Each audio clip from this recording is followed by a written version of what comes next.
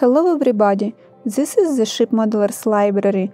Today I will show you the fourth of the 4-volume set about the 74 gunship Practical Treatise of Naval Art 1780 by Jean Baudriot.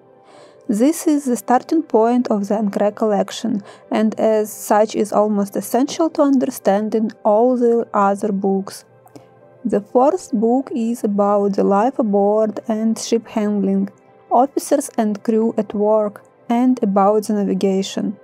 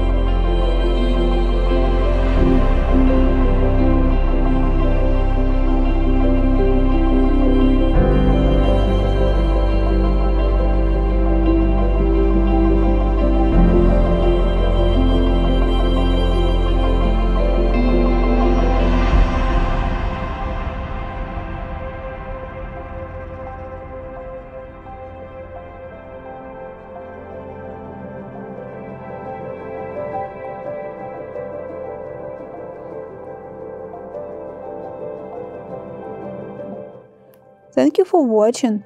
Let me know in the comment section below which book would you like to flip through in the next edition.